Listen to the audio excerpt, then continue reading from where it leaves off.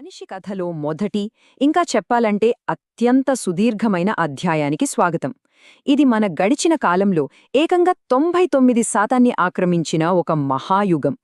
ప్రతి ఆవిష్కరణకు, మనం ఆలోచించే ప్రతి ఆలోచనకు పునాది వేసిన కాలం. ఇదంతా ఒక చాలా సాధారణమైన వస్తువుతో మొదలైంది, ఒక రాయి. ఒక్కసారి ఆలోచించండి, మానవత్వం తన మొత్తం చరిత్రలో 99% సమయం తీసుకుని ఏమి సాధించింది? ఈ ప్రశ్నకు సమాధానం ఒక చిన్న రాయిలో దాగి ఉంది. ఆ రాయి ప్రతిదాన్ని మార్చేసిన ఒక మహా విప్లవానికి దారితీసింది. మన ప్రయాణం మొదలైంది చూడ్డానికి చాలా సింపుల్గా కనిపించే, కాని మన తలరాతనే మార్చేసిన ఒక టెక్నాలజీతో. అదే ఈ ఫ్లింట్ రాయి. పట్టుకోటానికి వీలుగా, పదునుగా మార్చగలిగే ఈ రాయి వేట నుండి రక్షణ వరకు అన్నింటినీ మార్చేసింది. ఈ ఒక్క ఆవిష్కరణ మన కథను 3 విభిన్న అంకాలుగా విభజించిందన్నమాట. మొట్టమొదట పాలియోలిథిక్ అంటే పాత రాతియుగం. ఇక్కడ మన పూర్వీకులు కఠినమైన హిమయుగంలో ప్రాణాలతో నిలబడటానికే పోరాడారు. వాళ్ళు సర్వైవర్స్. ఆ తర్వాత వచ్చింది మెసోలిథిక్, మధ్యరాతియుగం. మారుతున్న ప్రపంచానికి తగ్గట్టు మారినవారి కథ ఇది. వీళ్ళు అడాప్టర్స్. చివరిగా నియోలిథిక్, కొత్త రాతియుగం. ఇక్కడ మనుషులు కేవలం బతకడం మానేసి ఒక కొత్త ప్రపంచాన్ని సృష్టించడం మొదలుపెట్టారు. వీళ్లే అసలైన ఇన్నోవేటర్స్. పదండి, ఈ 3 దశల ద్వారా మన ప్రయాణాన్ని మొదలుపెడదాం. సరే, మనం మొదటి అంకంలోకి అడుగుపెడదాం. పాలియోలిథిక్ యుగం. మానవ చరిత్రలోనే ఇది సుదీర్ఘమైన ప్రయాణం. ఇక్కడ ఉన్న ఒకే ఒక్క సవాలు, గడ్డకట్టించే ఆ హిమయుగంలో ఎలాగైనా జీవించి ఉండటం. అసలు పాలియోలిటిక్లో జీవితం ఎలా ఉండేదో ఊహించుకోండి. వాళ్ళు ఎప్పుడూ ఒకచోట ఉండేవారు కాదు. ఆహారం కోసం నిరంతరం ప్రయాణిస్తూనే ఉండేవారు. సంచారులనమాట. వాళ్ల టెక్నాలజీ చాలా బేసిక్.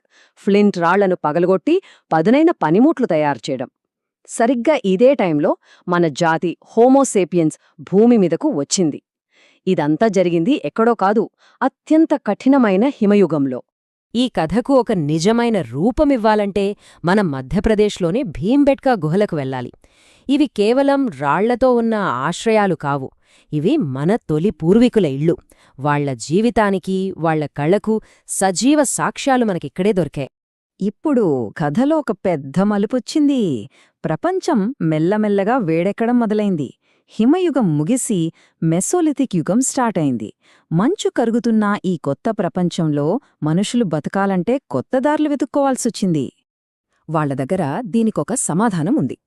అవే మైక్రోలిత్తులు. ఇవి చిన్నగా, చాలా పదునుగా, నాణ్యంగా తయారుచేసిన రాతి పనిముట్లు. వాతావరణం వేడెక్కటంతో మముత్లలాంటి పెద్ద జంతువులు అంతరించిపోయాయి. వాటి స్థానంలో జింకల వంటి వేగంగా పరిగెత్తే చిన్న జంతువులొచ్చాయి. మరి వాటిని వేటాడాలంటే కొత్త టెక్నాలజీ కావాలి కదా. అందుకే ఈ మార్పు. చూసారా, అవసరమే ఆవిష్కరణకు దారితీస్తుంది.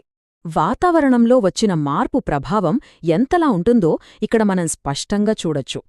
వెచ్చని వాతావరణం వల్ల కొత్త రకాల మొక్కలు, జంతువులు పుట్టుకొచ్చాయి. ఇది మనుషుల్ని వాళ్ల పాత పద్ధతులు వదిలేసి కొత్త వ్యూహాలని, కొత్త పనిముట్లని అభివృద్ధి చేసేలా చేసింది. పర్యావరణం మారినప్పుడు మనిషి కూడా మారక తప్పలేదు. అది ప్రకృతి నియమం. ఇప్పుడు మన ప్రయాణంలో 3వ, ఇంకా చెప్పాలంటే అత్యంత కీలకమైన అంకానికి వచ్చేశాం. నియోలిథిక్ యుగం. ఇది కేవలం ఒక మార్పు కాదు, ఇది ఒక విప్లవం. మానవ చరిత్రగతిని శాశ్వతంగా మార్చేసిన విప్లవం. ఆహారం కోసం వెతికే మనుషులు ఆహారాన్ని ఉత్పత్తి చేసేవాళ్లుగా మారారు. ఈ 2 చిత్రాల మధ్య తేడా చూడండి ఎంత పెద్దదో. ఒకవైపు ఆహారం కోసం అలుపెరగకుండా తిరిగే సంచార జీవితం, మరోవైపు ఒకేచోట స్థిరపడి పంటలు పండించుకుంటూ, పశువులను పెంచుకుంటూ జీవించటం. ఈ మార్పుతోనే గ్రామాలు, ఆస్తి, ఇంకా సమాజమనే కాన్సెప్ట్లకు పునాది పడింది. వ్యవసాయం ఒక్కటే రాలేదు, దాని వెంటే ఎన్నో కొత్త ఆవిష్కరణలు పుట్టుకొచ్చాయి. పండించిన ఆహారాన్ని నిల్వ చేయడానికి కుండలు తయారుచేయడం నేర్చుకున్నారు. ఎముకలతో ఇంకా మెరుగైన ఆయుధాలు తయారుచేశారు. ఇక వాళ్లకు దొరికిన ఖాళీ సమయంలో భీంబెట్కా లాంటి చోట్ల వాళ్ల జీవితాలని, వాళ్ల వేటని రాళ్లపై చిత్రించడం మొదలుపెట్టారు. అదే మనం మొదటి. అయితే ఈ విప్లవమంతా కేవలం ఒక కథేనా? దీనికి సాక్ష్యాలు ఎక్కడున్నాయి? పదండి చూద్దాం. మనమిప్పుడు వెళ్తున్న ప్రదేశం మెహర్గఢ్. ఇప్పుడు పాకిస్తాన్లో ఉన్న బలూచిస్తాన్ ప్రాంతంలో ఉంది ఈ మెహర్గఢ్. ఇక్కడే పురావస్తు శాస్త్రవేత్తలు ప్రపంచంలోనే అతి పురాతన వ్యవసాయానికి సంబంధించిన ఆధారాలని కనుగొన్నారు. తొలి ఇటుక ఇళ్ళు, పండించిన బార్లీ, గోధుమల సాక్ష్యాలు కూడా ఇక్కడ దొరికాయి. అంటే నాగరికతకు మొదటి పునాదిరాయి ఇక్కడే పడిందన్నమాట. ఇది కేవలం టెక్నాలజీ, వ్యవసాయం గురించే కాదు, ఆనాటి మనుషుల భావాల గురించి కూడా మనం తెలుసుకోవచ్చు. కాశ్మీర్ లోయలోని బుర్జహోంలో దొరికిన ఈ ఒక్క విషయం హృదయాన్ని తాకుతుంది. పెంపుడు కుక్కలను వాటి యజమానులతో పాటు పాతిపెట్టేవారు. ఆలోచించండి, వేల సంవత్సరాల క్రితమే మనుషులకి, జంతువులకి మధ్య ఎంత బలమైన, విడదీయరాని బంధముండేదో. సరే, పాలియోలిథిక్ నుంచి నియోలిథిక్ వరకు మనం చేసిన ఈ సుదీర్ఘ ప్రయాణం మనకు ఏం నేర్పింది? ఈ 3 యుగాల వారసత్వం మన నేటి ప్రపంచాన్ని ఎలా తీర్చిదిద్దిందో ఒక్కసారి చూద్దాం. ఈ పట్టిక చూస్తే మనకు మొత్తం కథ ఒక్కసారిగా అర్థమైపోతుంది. పాలియోలిథిక్లో సంచార వేటగాడు ప్రకృతితో పోరాడుతూ బతికాడు. మెసోలిథిక్లో మారుతున్న ప్రపంచానికి అలవాటుపడ్డాడు. ఇక నియోలిథిక్లో ప్రకృతిని తన కంట్రోల్లోకి తెచ్చుకుని స్థిరపడిన రైతుగా మారాడు. రాతి పనిముట్లతో మొదలైన ప్రయాణం నాగరికత దగ్గర ఆగింది. మనందరి పునాది ఇదే. నియోలిథిక్ విప్లవం మనకు నగరాలని, సంపదని, మనం ఇప్పుడు చూస్తున్న ఈ సంక్లిష్ట సమాజాలని అన్నీ ఇచ్చింది. మనల్ని ఈరోజు మనం ఇలా ఉండటానికి కారణమదే. కాని ఒక ప్రశ్న మిగిలిపోయింది. ఈ అభివృద్ధి కోసం మనం ఏదైనా మూల్యం చెల్లించామా? ఆ వేటగాడి స్వేచ్ఛా జీవితాన్ని వదిలేయడం ద్వారా మనం అసలు ఏం కోల్పోయాం? ఇది ఆలోచించాల్సిన విషయం కదా.